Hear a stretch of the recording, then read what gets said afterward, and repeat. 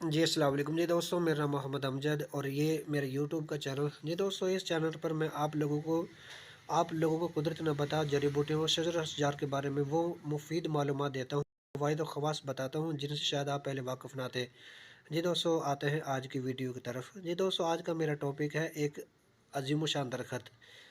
जी दोस्तों, आपको नज़र आ रहा होगा, ये एक अज़ीम शान दरख़्त है और उर्दू और पंजाबी ज़बान में बोट कहते हैं, फ़ारसी ज़बान में इसको बरगद कहते हैं।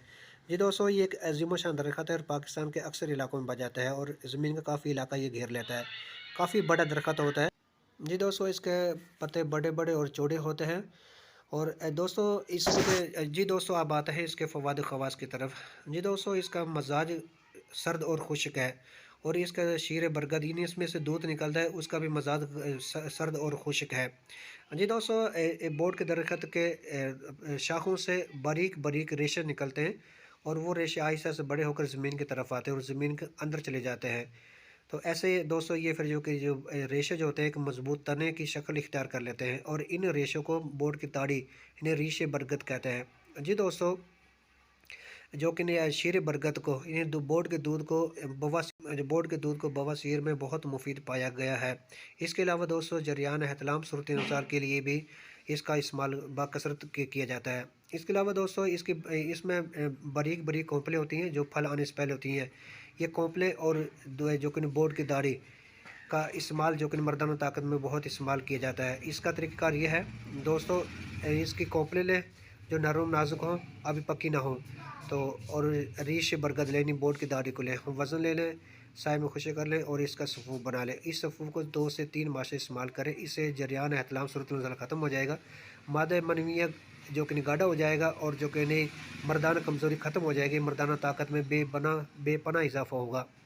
इसके अलावा बोट की दाढ़ी का दोस्तों एक और सबसे बड़ा फ़ायदा इससे जो कि पछतानों का ढीलापन भी ख़त्म किया जा सकता है, इन पछतान सख्त किए जाते हैं। इसका तरीक़ाकार ये है, बोट की दाढ़ी को पानी में पीस कर पछतानों को लेप किया जाता है। इससे पछतानों का ढीलापन ख़त्म हो जाता है और पछतान सख्त हो जाते हैं। इसके अलावा दोस्तों बोट का 2 या 3 कतरे टपकाने से कान का ज़ख़म ठीक हो जाता है और इसके अंदर कोई कीड़ा हो वो भी ख़त्म हो जाता है, वो मर जाता है। तो जी दोस्तों, बोट के दरख्तों के पत्ते ले लें और उसको जला लें और उसकी राख को संभाल के रख लें। जब भी कहीं ज़ख़म आए तो उन ज़ख़मों पर बोट के दरख्तों को जो पत्तों की जो राख संभाल के रखी हुई है कि उस राख को छिड़कें तो उससे वह ज़ख़म ठीक हो जाते हैं।